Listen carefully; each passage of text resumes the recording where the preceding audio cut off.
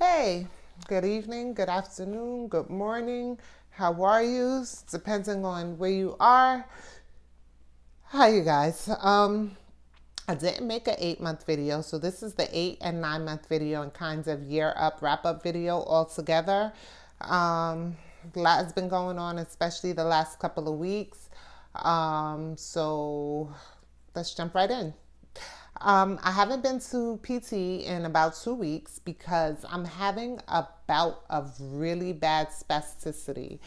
If you don't know what spasticity is, if you're one of the people watching who does not have MS, spasticity is when your legs are so super stiff they can't be bent. It's I get Botox every 6 to 9 weeks.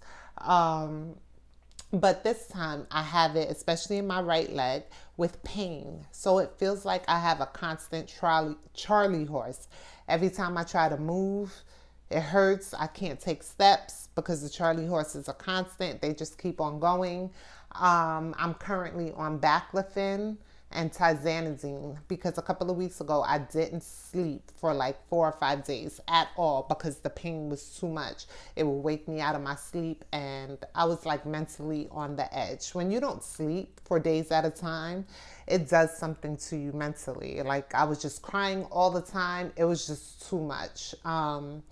So I called the neurologist. I had the baclofen and then they added tizanidine. And so it helps. It doesn't stop the pain, but I guess it marshmallows up your brain so much you feel far away from the pain, if that makes sense. So it allows me to sleep like 5 hour increments if I take it, like time it and take it at the right time. So I've been actually doing that. So I have been sleeping this last week, thank God, because I can't function and not sleep. It was too much. That's about it on that forefront. It's really rough, and I kind of wish I would have known about it so I could have been prepared. None of the research that I did told me about this. Now post, I found people who have had HSCT and have had this problem. One girl in particular, I saved her as my screenshot because on the day that I read her message to the rest of us who had the HSCT and are having this problem, I was really on the edge. Her name is Maggie Carly, and she said to us, I will say my pain increased the first year a lot, especially my hips and leg spasticity, which are the two problems I have, my hips and my leg spasticity. And I've learned that when your hips hurt, they hurt in your groin. So groin pain is really hip pain. It was weird when I found that out.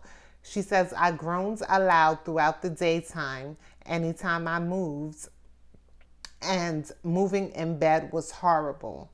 So, me to sit, like the pain is unbelievable. And my son was home for 2 months from school, and he said he would audibly hear me groaning in the night anytime that I would try to move.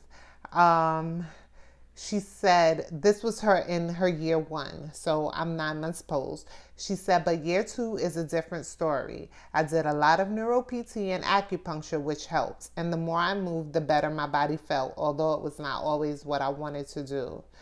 So when I read that, it really helped because it made me feel like it wasn't going to be permanent, like this was not going to be forever, and just hold on a little longer. Although it's difficult, like I don't even know how to explain the difficulty, but every movement is brutal for me and it's exhausting. It's exhausting to constantly be in pain. It's exhausting, like it's all you think about, all you can do. What else? That's it going on the physical front. Like outside of that, so if we took away the spasticity and the pain and my legs, I feel absolutely great. And in the moments where I'm not in a Charlie horse situation, I feel good. My energy is good. I feel my hands. I feel my feet. My cognitive is great. Like all those things are still good, except the spasticity portion of it. And we know that they said it was going to be a roller coaster. It was going to be up and down, up and down. But this is really down, and I'm ready for it to go up. And I never liked roller coasters anyway. Never got on them. Not my thing. Um, Other than that, nothing is really going on. We're at the end of the year. I don't feel like it's Christmas. I don't feel Christmassy at all. This year is weird. 2020 is upside down. I still can't believe this is the same year. This is the longest, shortest year that I've ever been through. Like in January, we found out I had 6 brain lesions and I was on a steroid before I went to Mexico. I was in Mexico in March, came back, and the world was shut down. And it's been kind of shut down ever since. I'm over COVID. I'm ready for it to go away. Not even like I'm an out person, like I go and hang out or anything. I'm just over COVID. I'm just ready for some semblance of normalcy. I want to go visit my family. So I'm a little bit over it. I got all of your emails in November for my birthday. I forgot I didn't make a video last month. Thank you guys. Thank you very much. Thank you for everybody who joined the 46 Random Acts of Kindness. I'm glad that you feel good about it. I did start a gratitude journal where I write down 3 things that I'm grateful for every day. Even when I wasn't sleeping, I was trying to still find 3 things, even if I was grateful for the breath in my lungs. That meant I was still alive. It really does take your mind off of your problems. It just really does for me. And I try to find the gratitude in everything. So I was saying things like, well, some people drink or smoke or do drugs to numb themselves from the pain, but I'm able to feel pain. So I was grateful for that. Like I was grasping at straws to be grateful for anything. Also, a lot of times people with MS, you don't feel your hands or your feet or your legs for a long time. So the fact that I can feel pain meant that I can still feel my legs. And all the things that I am learning, the spasticity issue is not indicative of anything wrong with the HSCT. It's just something you go through, and they really feel like it's from the filgastrin shots, which I can understand. Like you're taking your bone marrow from inside your bones and harvesting them in your bloodstream. I can understand, but I'm just ready for this part to be over. It's very taxing physically, emotionally. It's very taxing. So if anybody is planning to go to do this and is watching this video, know that this is going to be a portion of it. And I didn't know. I didn't have that information. Like there was nobody posting videos or writing blogs that spoke about this. That's it. I just want to pop on because I hadn't made a video and I had got an email from a couple of you. Shout out to Anaya Boo. Hey, babes. Thank you for reaching out. Big up yourself. My cousin Zahima, who's always checking in on me. Big up yourself. That's it. Oh, the afro's growing out. Do y'all see all this hair? 9 months ago, I was bald. I was literally skin bald 9 months ago. And now I have all this hair.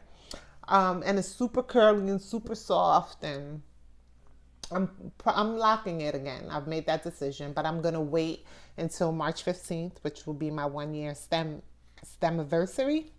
I'll do it on that day. I wonder how big this fro will be. Oh, I might like the super big fro and keep it like that. I don't know. No, it's a woman's prerogative to change her mind. So just wants to pop on really quick and thank you guys for a great year. Thank you guys for following this journey with me. I hope you all are doing well. I hope you all have great holidays. Although I don't feel Christmassy at all. It doesn't feel like Christmas time to me. It's really weird. This whole year has just been weird. Like this might be the weirdest year of my life. It's just everything is different. Everything is upside down. I'm sick of COVID, Corona, whatever you want to call her. I'm sick of it. I'm ready for it to go. I'm ready to go visit my family. But